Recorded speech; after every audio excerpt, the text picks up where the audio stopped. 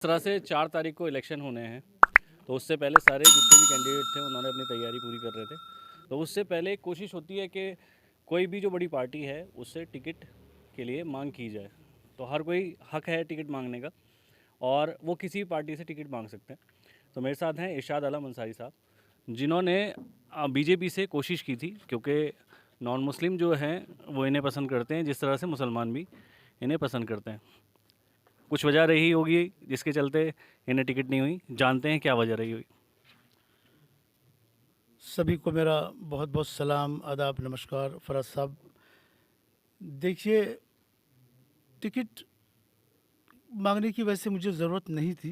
सच मानो तो जो शहर के अंदर एक माहौल बनकर आया था मेरे लिए और आज भी बना हुआ है, आज तो बहुत ज़्यादा प्लस हो चुका है, उसका आलम ये था। लेकिन जो मैंने पार्टी से टिकट की कोशिश की, उसकी वजह ये सिर्फ़ और सिर्फ ये रही कि सत्ता वाली पार्टी का टिकट लिया जाए, ताकि जो मेरे ख्वाब हैं बहुत सारे काम करने के, इस शहर को कहीं आगे ले जाने के, इस समाज में कहीं एकता पैदा करने के, मैंने मेरी कुर्बानी देकर, मैंने मेरा ईगो जो मतलब मेरे समाज के अंदर मेरे जैसी शख्सियत को बीजेपी के साथ टिकट लेकर आना आसान काम नहीं था। लेकिन मैंने कुछ नहीं देखा, सिर्फ एकता की खातिर मैंने इसमें कदम बढ़ा दिया।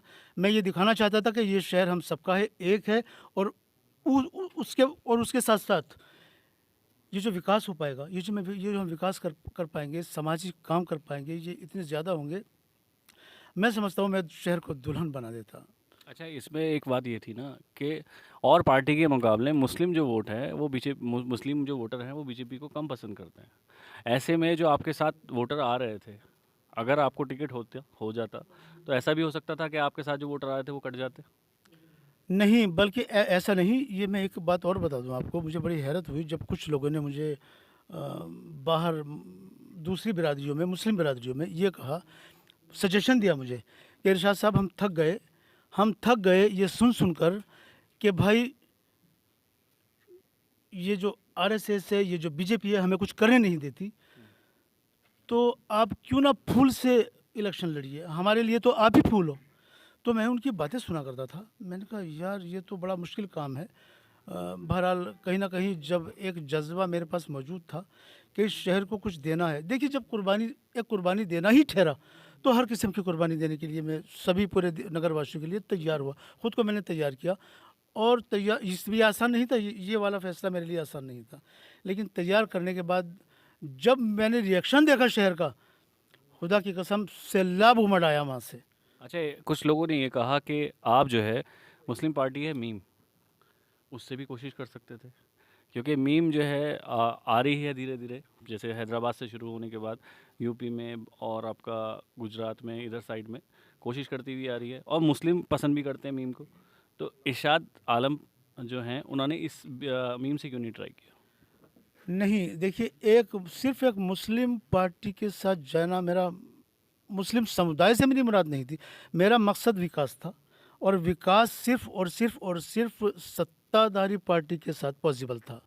वरना तो पार्टियाँ तो कांग्रेस थी और आप पार्टी ने बड़ी कोशिश की कि हम मनीष सिसोदिया को आपके घर पर ले आएँगे, आप हाँ करो। क्योंकि हमने आपकी सिचुएशन हमने देख ली है शहर के अंदर, बड़ी खूबसूरत है। मैंने कहा इनकार कर दिया। चंद्रशेखर, भीम पार्टी जो भी है, ये लोग आए, बीएसपी वालों से भी कहीं न कहीं राब्ता रहा और कई बड़ी पार्टियाँ आई मेरे पास कि आप हमारी पार्टी से इलेक्शन लड़िए। लेकिन वजह ये रही, जैसे आपने कहा मीम से क्यों नहीं, मीम में कोई ऐसी ख़ास बात, अगर मैं मुस्लिम हूँ और सिर्फ़ मीम से इसलिए जुड़ जाऊँ कि वो मुसलमानों की पार्टी है, मैं समझता हूँ ये मेरी मफ़ाद परस्ती होगी। मैं चाहता हूँ मैं एक ऐसी पार्टी से जुड़ूँ जो सारे समाज को लेकर चले।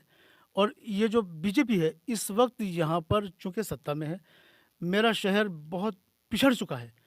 इसके अंदर इसको ज़रूरत है, इसको रिपेयरिंग की ज़रूरत है, ये टूट चुका है, इसको रिपेयरिंग की ज़रूरत थी। जनता में कुछ लोगों ने ये भी कहा कि आप जो है, अब जैसे अगर आपको टिकट नहीं हुआ तो आप जो है मुदस्सिर जमा खां जो है उनको इलेक्शन लड़ाने वाले हैं।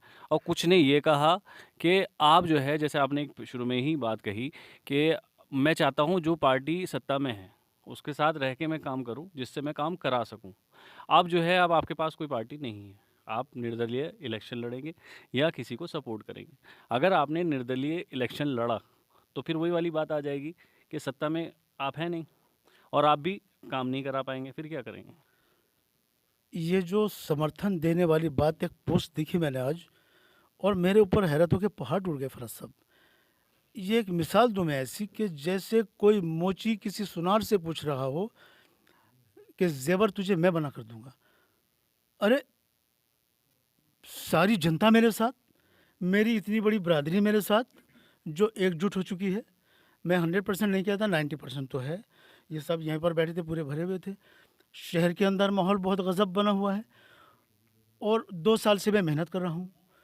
मतलब कुछ लोगों ने ऐसे सोच कैसे लिया कि मैं समर्थन भी दे सकता हूँ। नहीं चलिए, आप समर्थन नहीं दे सकते, मगर आपने जो एक बात शुरू में कही थी कि अगर मैं काश मैं पार्टी से अगर होता तो मैं बहुत ज़्यादा काम करा पाता, मगर अगर आप पार्टी से अब होंगे नहीं तो बात तो वही आ जाएगी जितने भी कैंडिडेट पहले से कहते हुए आ रहे थे कि हम सत्ता में नहीं है, हम सत्ता में नहीं है तो हम कुछ कर नहीं सकते।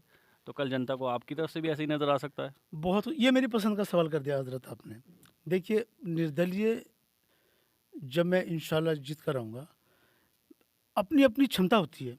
अपनी सॉरी, क्षमता से मुराद मेरी ये है कि निर्दलीय होते हुए चूँकि मैं हर समाज से जुड़ा हुआ हूँ और ये क्षमता मैं ये रखता हूँ कि जो सत्ता में पार्टी है उसमें मेरी खूबसूरत पकड़ है, आज भी खूबसूरत पकड़ है और इंशाल्लाह रहेगी। तो उन सब से मिलके मैं टूटा हुआ नहीं, मैं उनको कभी ये नहीं कहता कि यार ये बीजेपी है या आरएसएस है, मेरे लिए तो सभी सभी एक समान है। तो मैं समझता हूँ अगर मैं बीजेपी के ऑफिस में जाकर खड़ा होकर कोई डिमांड करूँगा अपनी, मुझे इनकार नहीं होगा, आज भी इनकार नहीं होगा। बिल्कुल मैं वो सब कुछ करवा पाऊँगा जो मैं सत्ता वाली पार्टी से करवा पाता। फ़र्क इतना है, उसमें पावर मेरे पास ज़्यादा होता, इसमें थोड़ा कम रहेगा। इसके सिवा कोई फ़र्क नहीं, काम उतने ही होंगे जितने मैं सत्ता में। अच्छा, ये अफ़वाह है कि आप किसी को सपोर्ट नहीं कर रहे हैं, आप किसी को लड़ा नहीं रहे, ये अफ़वाह है सरासर? ये अफ़वाह नहीं, ये तो बहुत बड़ा समझो प्रोपेगेंडा है। असल में होता क्या है फ़राज़ साहब, जब लोगों में बौखलाहट होती है ना, दहशत होती है, तो वो टारगेट करते हैं एक पर्टिकुलर जिनसे जिनसे डर होता है।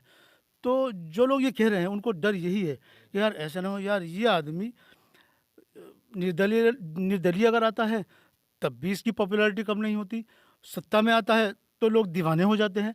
जो फूल को कभी वोट नहीं देते वो फूल के लिए पागल हो जाते हैं और ये फूल जाने, तो यहाँ डर है। अच्छा, एक एक कुछ लोगों ने ये कहा कि ये बहुत ज़्यादा सॉफ्ट है। अधिकारी जो है, बहुत सारे अधिकारी ऐसे होते हैं, बहुत सारे अधिकारी ऐसे होते हैं जिनसे थोड़ा सा दबंग तरीके से बात करनी पड़ती है। मगर कुछ लोग ने कहा यार ये इन्हें वोट दे तो दें, ये जीत भी जाएंगे, मगर ये क्या हमारी लड़ाई लड़ पाएंगे? नहीं लड़ पाएंगे। देखिए, अगर आपका ये मानना है कि गाली गलौज देना ही दबंग कहलाता है, तो यहाँ लोग गलत हैं। दबंग पेन होता है, दबंग आपका कलम होता है और कलम की आवाज़ इतनी तेज़ होती है कि बड़े-बड़े दबंग घुटने टेक देते हैं इसके सामने। मैं किस किस्म का मैं दबंग हूँ, ये मैं इससे पहले मेरे मोहल्ले के अंदर, मेरे शहर में दिखा चुका हूँ कि मेरे कलम ने जो दबंगई दिखाई है। एक बार मैंने कंप्लेंट की थी अमेरिका को एक बेटी की, तो मेरी दबंगई ने अमेरिका को हिला दिया था और बीच अमेरिका ने कोड 3100, जो रोटी कला वाले सुन रहे होंगे मेरी बात, कोड 3100 मुरादाबाद से लेकर मुजफ्फरनगर, मेरठ से लेकर कश्मीर तक के कोड 3100 है।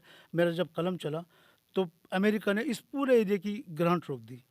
अगर मैं उनको डांटता या डपटता या डराता किसी तरह से, तो एक जाहिर सी बात है इसका कोई असर होने वाला नहीं था।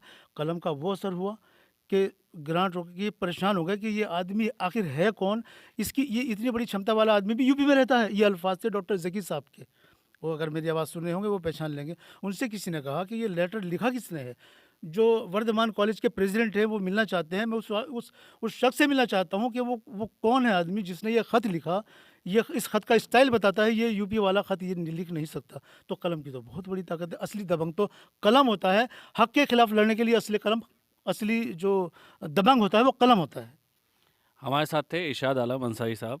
हर एक सवाल का सटीक जवाब दिया और जनता इस बात को बेहतर जानती है कि इस बार जो है पढ़ा लिखा कैंडिडेट चाहिए या बिना पढ़ा लिखा, वो जनता फैसला करेगी। बस किरतपुर न्यूज़ की एक ही कोशिश है कि कैंडिडेट आप जो भी चुने, ऐसा चुने जो आपके हित में काम कर सके, आपके लिए खड़ा हो सके और कुछ थोड़ा बहुत जानता हो। मैं मोहम्मद फराज, किरतपुर न्यूज़।